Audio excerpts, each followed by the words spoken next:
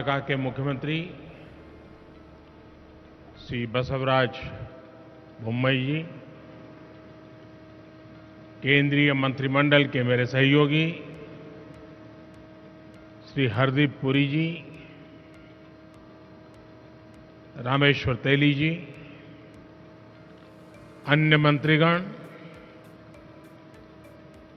Your excellencies, देवी और सज्जनों,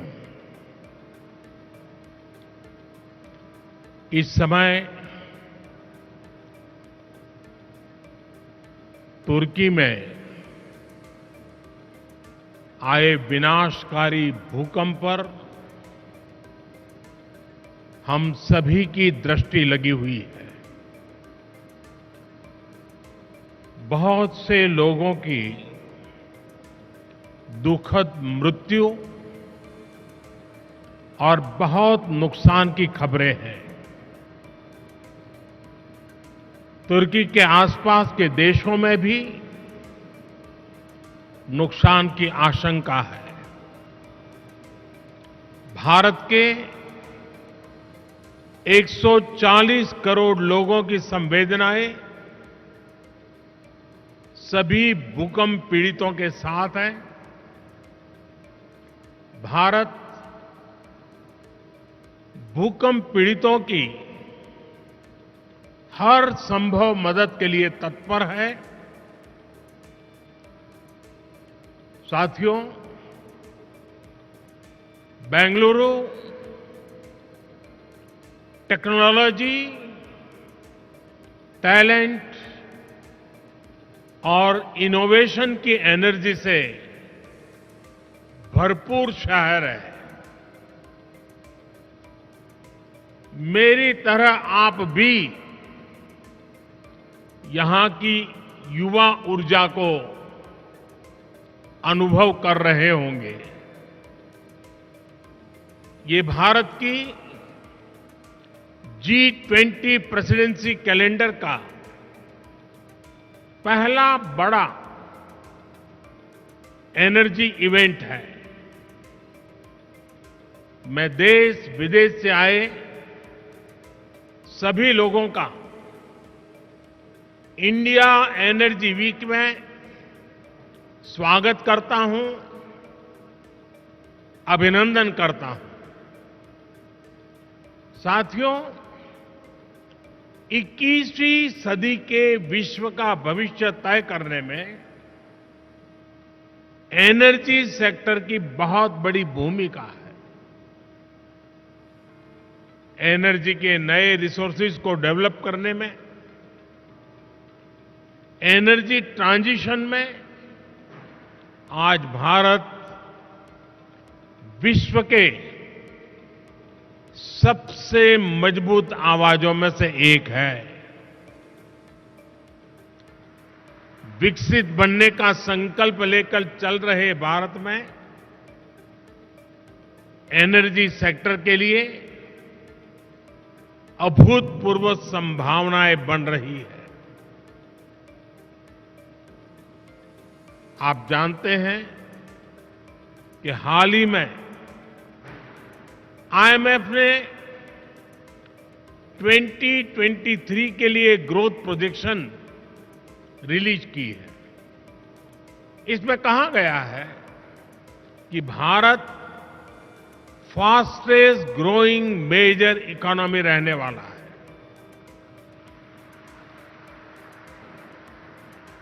महामारी और युद्ध के प्रभाव के बावजूद 2022 में भारत एक ग्लोबल ब्राइट स्पॉट रहा है। एक्सटर्नल सर्कमस्टेंसेस जो भी रहे, भारत ने इंटरनल रेजिलियंस की वजह से हर चुनौती को पार किया। इसके पीछे मल्टीपल फैक्टर्स ने काम किया। पहला, स्टेबल डिसिसिव गवर्नमेंट। दूसरा, सस्टेन रिफॉर्म्स, और तीसरा, ग्रास रूट पर सोशियो इकोनॉमिक एम्पावरमेंट। बीते वर्षों में बड़े पैमाने पर लोगों को बैंक खातों से जोड़ा गया, उन्हें फ्री हेल्थ केयर ट्रीटमेंट की सुविधा मिली, सेफ सैनिटेशन, बिजली कनेक्शन, आवास, नल से जल और दूसरे सोशल इंफ्रास्ट्रक्चर की पहुंच करोड़ों लोगों तक हुई।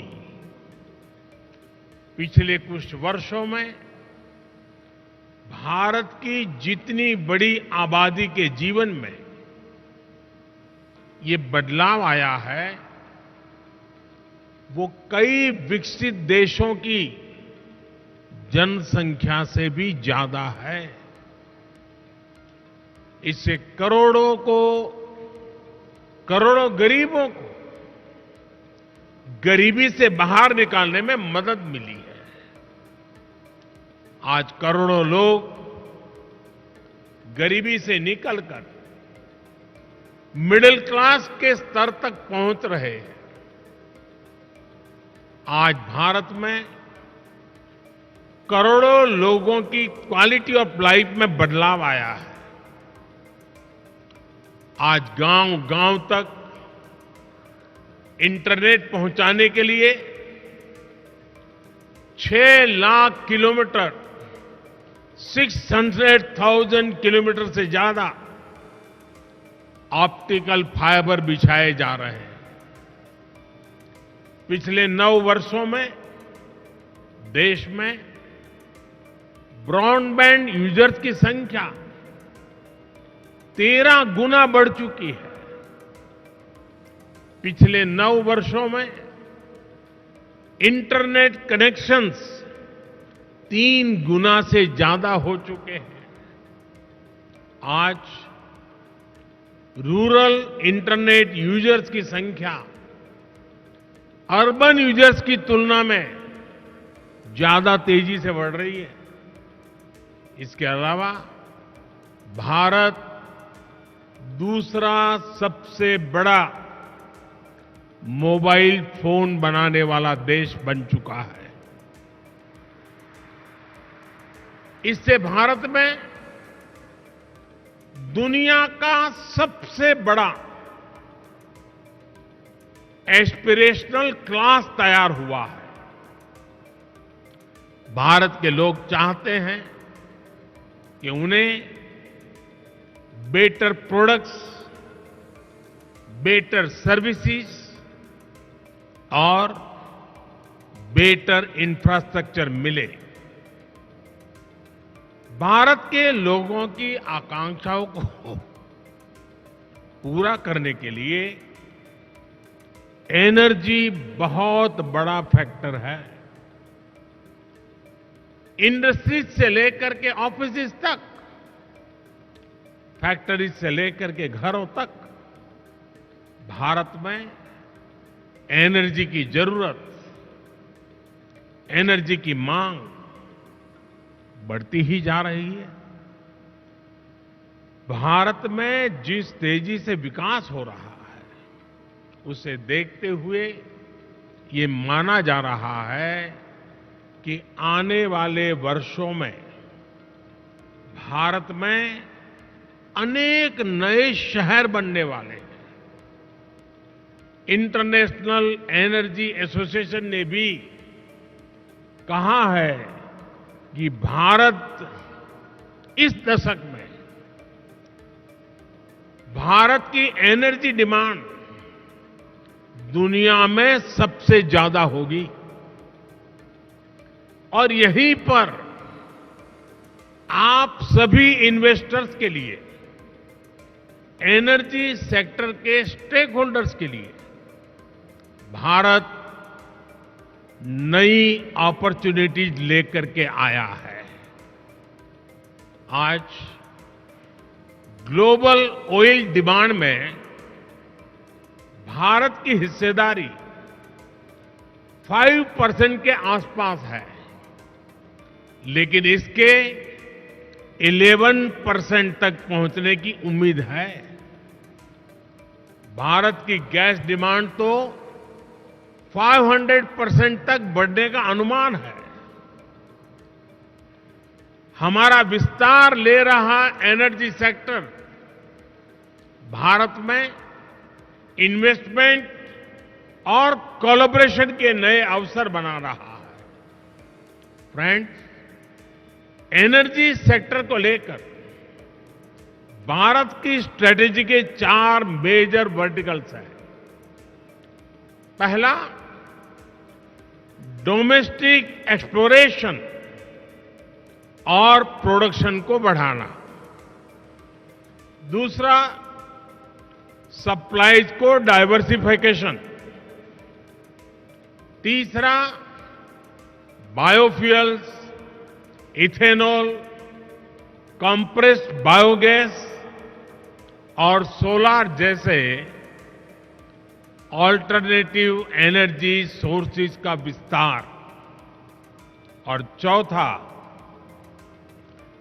इलेक्ट्रिक व्हीकल और हाइड्रोजन के जरिए डीकार्बनाइजेशन। इन चारों ही दिशाओं में भारत तेजी से काम कर रहा है।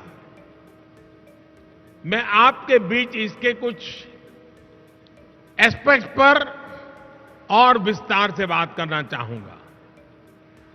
साथियों, आप जानते हैं कि भारत दुनिया में चौथी सबसे बड़ी रिफाइनिंग कैपेसिटी वाला देश है। भारत की वर्तमान क्षमता करीब 250 MMTPA की है, जिसे बढ़ाकर 450 MMTPA करने के लिए तेजी से काम हो रहा है। हम अपनी रिफाइनिंग इंडस्ट्री को लगातार इंडिजीनियस, मॉडर्नाइज और अपग्रेड कर रहे हैं। हम अपनी पेट्रोकेमिकल प्रोडक्शन कैपेसिटी को बढ़ाने की दिशा में भी बहुत तेजी से काम कर रहे हैं। भारत के रिच टेक्नोलॉजी पोटेंशियल और ग्रोइंग स्टार्टअप इकोसिस्टम का उपयोग करके आप सभी अपने एनर्जी लैंडस्केप का विस्तार कर सकते हैं। साथियों, हम 2030 तक अपने एनर्जी मिक्स में नेचुरल गैस कंजम्पशन को बढ़ाने के लिए भी मिशन मोड पर काम कर रहे हैं। इसे 6% से बढ़ाकर 15% करने का लक्ष्य तय किया गया है। हमारा वन नेशन वन ग्रिड ये विजन इसके लिए सभी जरूरी इंफ्रास्ट्रक्चर उपलब्ध कराएगा। हमारा प्रयास है कि एलएनजी टर्मिनल रीगैसिफिकेशन क्षमता को बढ़ाया जाए। 2014 में हमारी क्षमता 21 MMTPA की थी, जो 2022 में करीब दोगुनी हो गई है। इसे और बढ़ाने के लिए काम जारी है। भारत में 2014 के मुकाबले सीजीडी की संख्या भी 9% हो चुकी है और 9 गुना बढ़ चुकी है। 9 गुना, 9 टाइम। हमारे यहां 2014 में सीएनजी स्टेशन भी 900 के आसपास थे। अब इनकी संख्या भी बढ़कर 5000 तक पहुंच रही है। हम गैस पाइपलाइन नेटवर्क की लंबाई बढ़ाने की दिशा में भी तेजी से काम कर रहे हैं। 2014 में हमारे देश में गैस पाइपलाइन की लंबाई करीब 14,000 किलोमीटर थी। अब ये बढ़कर 22,000 किलोमीटर से ज्यादा हो चुकी है। अगले 4-5 साल में भारत में गैस पाइपलाइन का नेटवर्क 35,000 किलोमीटर तक पहुंच जाएगा। यानी भारत के नेचुरल गैस इंफ्रास्ट्रक्चर में आपके लिए निवेश की बहुत बड़ी संभावनाएं बन रही है। साथियों, आज भारत का जोर डोमेस्टिक एक्सप्लोरेशन और प्रोडक्शन को बढ़ावा देने पर है। ईएनपी सेक्टर ने उन इलाकों में भी अपना इंटरेस्ट दिखाया है जो इनएक्सेसिबल समझे जाते थे। आपकी इन भावनाओं को समझते हुए हमने नो गो एरियाज में कमी की है। इससे 10 lakh square kilometre area no go की पाबंदियों से मुक्त हुआ है। अगर हम आंकड़े पर नजर डालें तो नो गो एरियाज में भी ये कमी 98% से भी ज्यादा है। ये सभी निवेशकों से आग्रह करूंगा कि आप इन अवसरों को इस्तेमाल करिए। फॉसिल फ्यूल्स के एक्सप्लोरेशन में अपनी मौजूदगी बढ़ाइए। फ्रेंड्स, बायो एनर्जी के क्षेत्र में भी हम तेजी से आगे बढ़ रहे हैं। पिछले साल अगस्त में हमने एशिया की पहली 2G इथेनॉल बायो रिफाइनरी की स्थापना की। हमारी तैयारी इस तरह के 12 कॉमर्शियल 2G इथेनॉल प्लांट्स बनाने की है। सस्टेनेबल एविएशन फ्यूल और रिन्यूएबल डीजल की कॉमर्शियल उपयोगिता की दिशा में भी हमारे प्रयास जारी है। इस साल के बजट में हमने गोवर्धन योजना के तहत 500 नए वेस्ट टू वेल्थ प्लांट बनाने का ऐलान किया है। इसमें 200 कॉम्प्रेस्ड बायोगैस प्लांट्स और 300 कम्युनिटी या क्लस्टर बेस्ड प्लांट्स शामिल है। इसमें भी आप सभी के लिए हजारों करोड़ रुपए के इन्वेस्टमेंट के रास्ते बनने वाले हैं। साथियों, एक और सेक्टर जिसमें भारत विश्व में लीड ले रहा है वो है ग्रीन हाइड्रोजन का। नेशनल ग्रीन हाइड्रोजन मिशन 21वीं सदी के भारत को नई दिशा देगा। इस दशक के अंत तक हम 5 MMTPA ग्रीन हाइड्रोजन के प्रोडक्शन का लक्ष्य लेकर चल रहे हैं। इसमें भी 8 लाख करोड़ रुपए से अधिक के इन्वेस्टमेंट की संभावनाएं हैं। भारत अगले 5 वर्षों में ग्रे हाइड्रोजन को रिप्लेस करते हुए ग्रीन हाइड्रोजन का हिस्सा 25% तक बढ़ाएगा। ये भी आपके लिए बहुत बड़ा अवसर होगा। फ्रेंड्स, एक और महत्वपूर्ण विषय ईवीएस की बैटरी कॉस्ट का भी है। आज इलेक्ट्रिक व्हीकल में बैटरी की कॉस्ट 40 से 50% तक होती है। इसलिए इस दिशा में हमने 50 गीगावाट आवर्स की एडवांस केमिस्ट्री सेल बनाने के लिए 18,000 करोड़ रुपए से ज्यादा की पीएलआई स्कीम शुरू की है। देश में बैटरी मैन्युफैक्चरिंग फैसिलिटीज स्थापित करने के लिए एक अच्छा अवसर है। फ्रेंड्स, भारत में बन रही निवेश की इन संभावनाओं को हमने एक सप्ताह पहले आए बजट में और मजबूत किया है।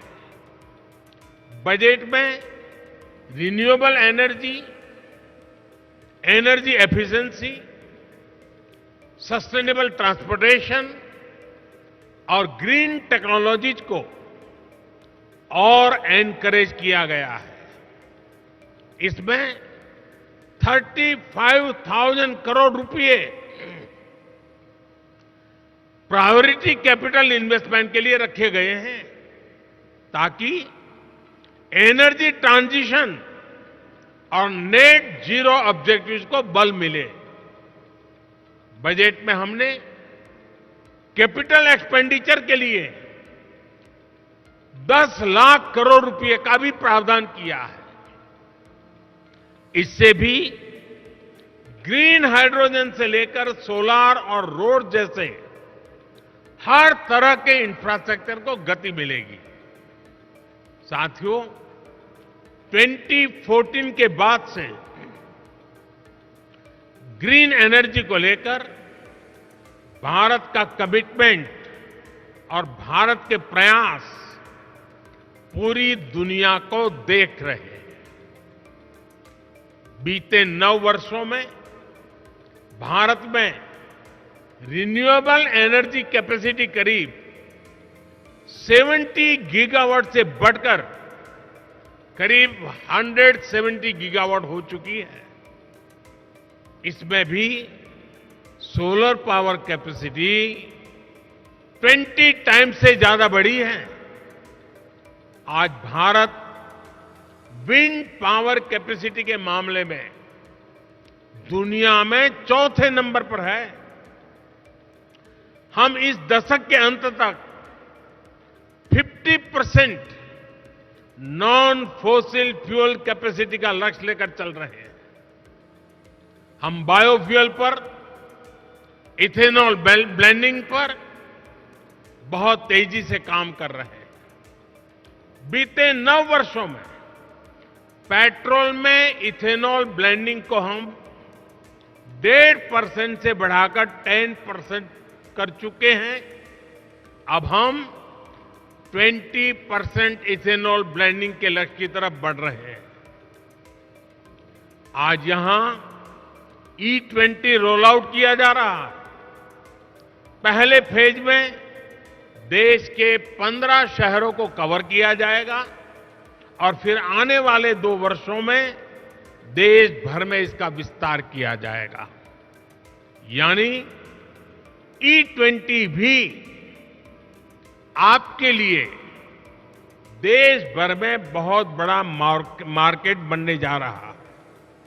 साथियों, आज भारत में एनर्जी ट्रांजिशन को लेकर जो मास मूवमेंट चल रहा है वो अध्ययन का विषय है।